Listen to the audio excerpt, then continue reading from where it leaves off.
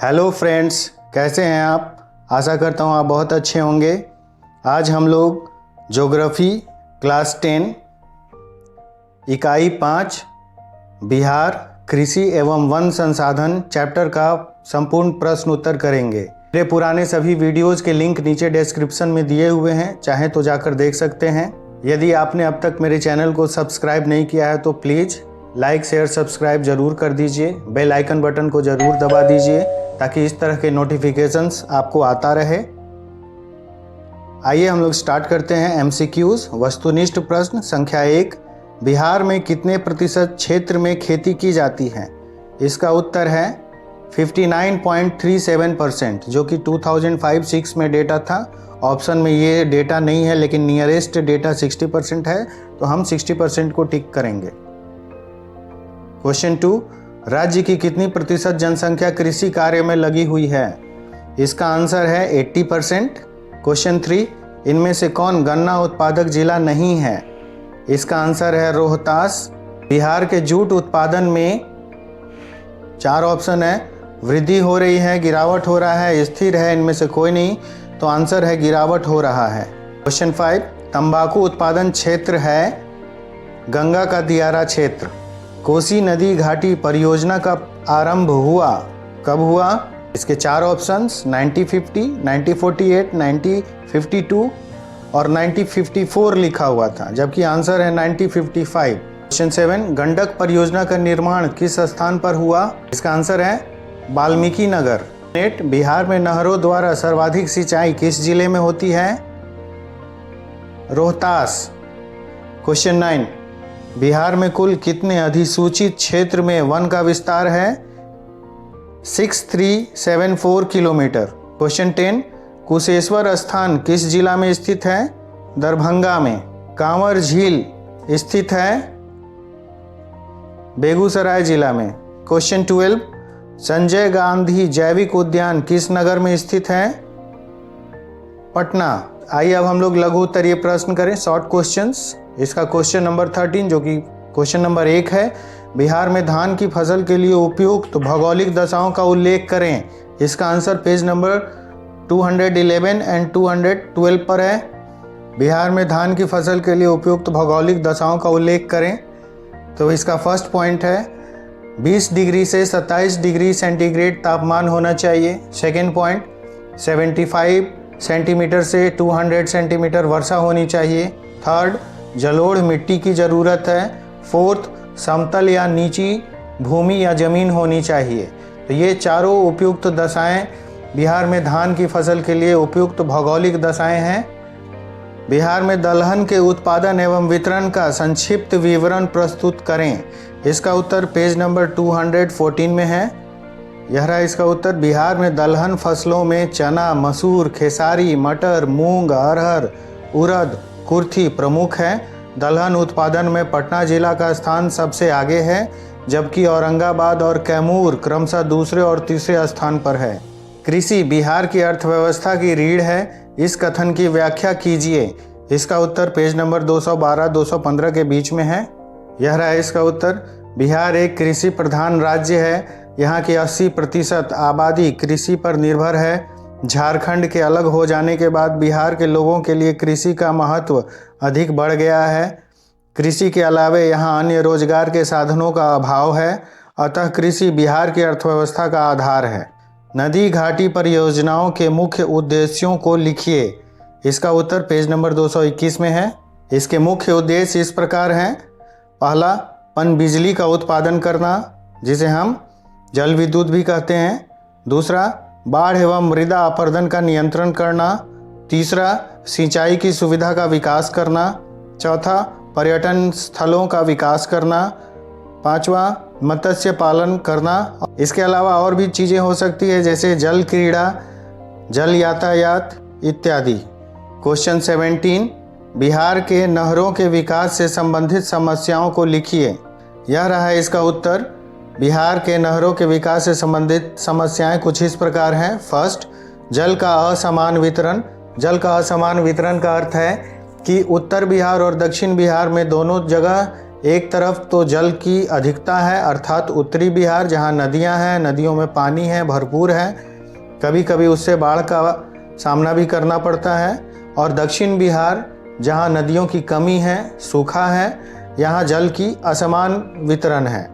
Point number 2, पूंजी का अभाव। बिहार में हम लोग पहले ही देख चुके हैं कि बिहार में गरीबी है, बिहार में धन की कमी है, यहाँ के किसान निम्न किसान हैं, उनके पास भी धन और खेतों के साइज बहुत छोटे हैं, तो इस तरह से पूंजी का अभाव है। थर्ड, धरातल का स्वरूप। बिहार में धरातल का स्वरूप भी असमान है, कुछ पठारी क्षेत्र है, कुछ सूखा क्षेत्र है, कुछ मैदानी क्षेत्र है, और इस तरह से धरातल का स्वरूप भी बिहार के नहरों के विकास से संबंधित समस्याओं को उजागर करता है। बिहार के किस भाग में सिंचाई की आवश्यकता है और क्यों? है इसका उत्तर, बिहार के दक्षिणी भाग में सिंचाई की आवश्यकता है क्योंकि यहाँ नहरों का विकास उतना अधिक नहीं हुआ है, यहाँ की नदियाँ भी बहुत कम हैं, नदियों में जल का स्तर भी काफ़ी कम रहता है। गर्मियों के दिनों में तो इन नदियों में पानी काफ़ी कम हो जाता है, बरसात में फिर से पुनः इन नदियों में जल की अधिकता हो जाती है। तो इस तरह से दक्षिण बिहार में नहरों की अत्यधिक आवश्यकता है और यही वो क्षेत्र है जहाँ सूखा भी पड़ता है। बिहार में वनों के अभाव के 4 कारणों को लिखिए। इसका उत्तर पेज नंबर 224-226 पर है। विभाजन के बाद अधिकतर वन आच्छादित क्षेत्र का झारखंड में चला जाना। दूसरा, कृषि एवं निर्मित क्षेत्रों के विस्तार के कारण वनों का विनाश। तीसरा, वनों के महत्व से संबंधित जागरूकता का अभाव। चौथा, वनों की अंधाधुंध कटाई। ये कुछ प्रमुख बिंदु हैं जिससे पता चलता है कि बिहार में वनों का अभाव है। प्रश्न संख्या 20, संक्षेप में शुष्क पतझड़ वन की चर्चा कीजिए। इसका उत्तर पेज नंबर 226 पर है। बिहार पूर्वी मध्यवर्ती भाग तथा दक्षिणी पश्चिमी पहाड़ी भागों में इस प्रकार के वनों का विस्तार है। कैमूर और रोहतास जिला में इसका अधिक विस्तार है। यहाँ के प्रमुख वृक्ष खैर, बहेड़ा, पलास, महुआ, अमलतास, शीशम, नीम, हर्रे इत्यादि है।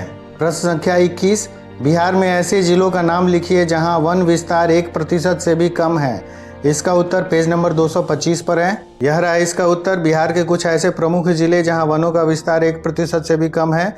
ऐसे जिलों के नाम जैसे सिवान, सारण, भोजपुर, बक्सर, पटना, गोपालगंज, वैशाली, मुजफ्फरपुर, मोतिहारी, दरभंगा, मधुबनी, समस्तीपुर, बेगूसराय, मधेपुरा, खगड़िया, नालंदा हैं, जहां वनों का विस्तार 1% से भी कम है। में स्थित राष्ट्रीय उद्यान एवं अभयारण्यों की संख्या बताएं और 2 अभयारण्यों की चर्चा करें।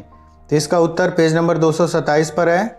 यहाँ 14 अभयारण्य एवं एक इकलौता राष्ट्रीय उद्यान है। संजय गांधी जैविक उद्यान इकलौता राष्ट्रीय उद्यान है। बेगूसराय जिला अंतर्गत मझौल अनुमंडल में 2500 एकड़ पर फैला कांवर झील एक पक्षी विहार है, जहां 300 प्रजातियों के पक्षियों का अध्ययन एक साथ संभव है।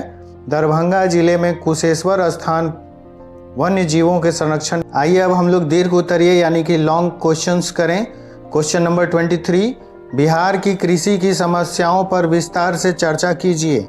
इसका उत्तर पेज नंबर 216-17 में है। बिहार की कृषि की कुछ प्रमुख समस्याओं के बारे में हम लोग देखते हैं। बिहार एक कृषि प्रधान राज्य है। यहाँ की 80% आबादी कृषि पर निर्भर है। झारखंड के अलग हो जाने के बाद बिहार के लोगों के लिए कृषि का महत्व अधिक बढ़ गया है, परंतु यहाँ की कृषि निम्नलिखित समस्याओं से जूझ रही है। इसके कुछ प्रमुख समस्याएं हैं, जैसे फर्स्ट, कृषि का परंपरागत तरीका, यानी आज भी हम पुराने तरीके से खेती कर रहे हैं। दूसरा, किसानों का अशिक्षित होना और उनके पास पूंजी का अभाव। थर्ड, खेतों का दूर दूर होना। फोर्थ, सिंचाई की समस्या। फिफ्थ, कृषि का मानसून पर निर्भर होना। सिक्स्थ, उन्नत बीजों एवं उन्नत कृषि तकनीकों का अभाव। 7, उन्नत व्यवस्था के अनुरूप कृषि कार्य न होना। 8, यातायात के साधनों का अभाव। 9, जनसंख्या का कृषि पर बढ़ता बोझ। 10, लोगों में एकता का अभाव। क्वेश्चन 24, बिहार में कौन कौन सी फसलें लगाई जाती हैं? किसी एक फसल के मुख्य उत्पादनों की व्याख्या कीजिए। इसका उत्तर पेज नंबर 212 में है। बिहार की प्रमुख फसलों में धान, गेहूं, मकई, जौ, गन्ना, तंबाकू, मड़ुआ, ज्वार, दलहन, तेलहन है। इसके अतिरिक्त सब्जियों, फल, फूल की खेती बड़े पैमाने पर की जाती है। धान बिहार की खाद्यान्न फसलों में महत्वपूर्ण स्थान रखता है। भदई, अगहनी, गर्मा धान की 3 फसलें उगाई जाती हैं। इसकी खेती राज्य के सभी भागों में की जाती है। उत्तरी तथा पूर्वी भागों में भदई धान की खेती की जाती है, जबकि अगहनी धान की खेती पूरे राज्य में की जाती है। धान का सबसे अधिक उत्पादन पश्चिमी चंपारण, रोहतास, औरंगाबाद में होता है। इन 3 जिलों में बिहार का 18% से अधिक धान का उत्पादन होता है। पहले स्थान पर पश्चिमी चंपारण है, जबकि रोहतास और औरंगाबाद क्रमशः द्वितीय और तृतीय स्थान पर है।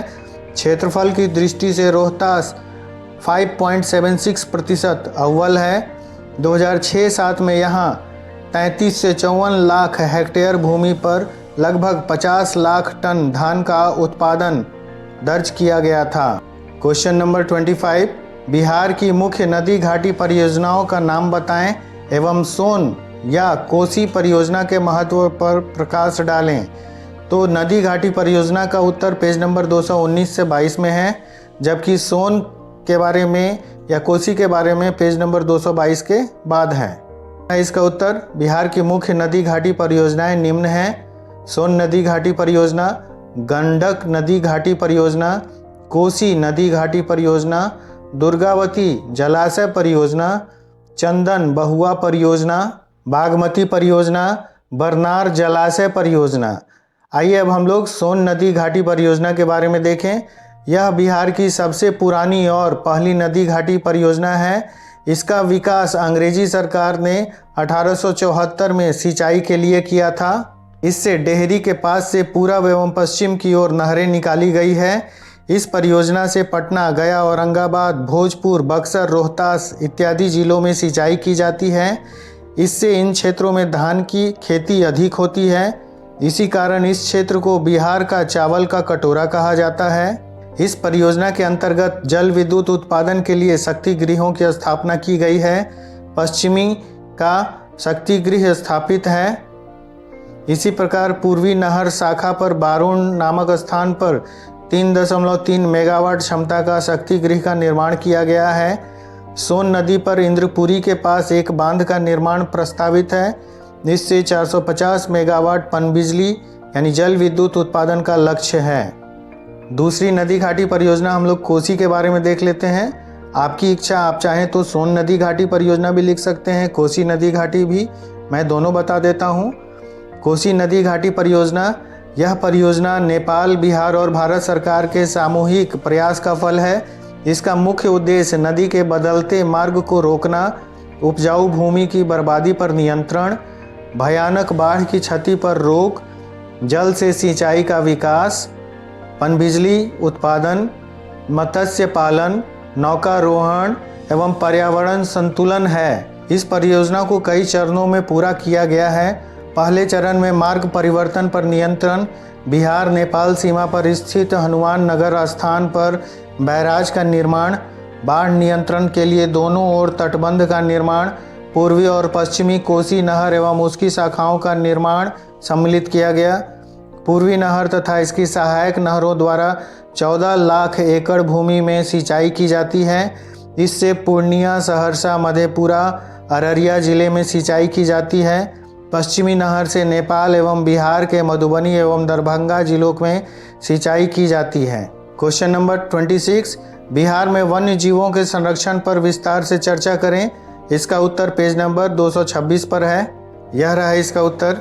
बिहार में वन एवं वन्य प्राणियों के संरक्षण के लिए आदिकाल से कई रीति रिवाजों का प्रचलन है।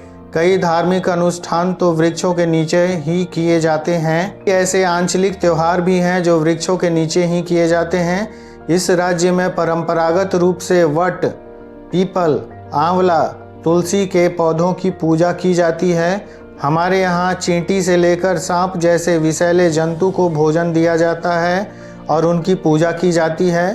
पक्षियों को भी दाने दिए जाने का प्रचलन है। साथ ही अन्य प्राणियों के संरक्षण के लिए कई कार्यक्रम चलाए जा रहे हैं। यहाँ संजय गांधी जैविक उद्यान एवं अन्य 14 अभयारण्य हैं, जैसे बेगूसराय जिला अंतर्गत कांवर झील, दरभंगा जिला स्थित कुशेश्वर स्थान इत्यादि। वन एवं वन्य प्राणियों के संरक्षण के लिए कई संस्थाएं भी कार्यरत हैं, जिनमें वन, पर्यावरण एवं जल संसाधन विकास विभाग प्रमुख है।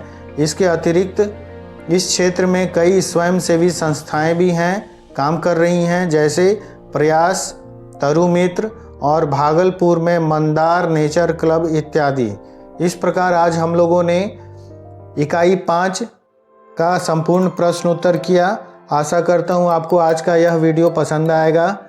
यदि आपको आज का यह वीडियो पसंद आए तो प्लीज़ लाइक, शेयर, सब्सक्राइब ज़रूर कीजिएगा। यदि आपने अब तक मेरे चैनल को सब्सक्राइब नहीं किया है तो ज़रूर सब्सक्राइब कर लीजिए। बेल आइकन बटन को ज़रूर दबा दीजिए ताकि इस तरह के वीडियोज़ के नोटिफिकेशंस आपको आते रहें। मिलते हैं बहुत जल्द नेक्स्ट वीडियो में, तब तक के लिए धन्यवाद।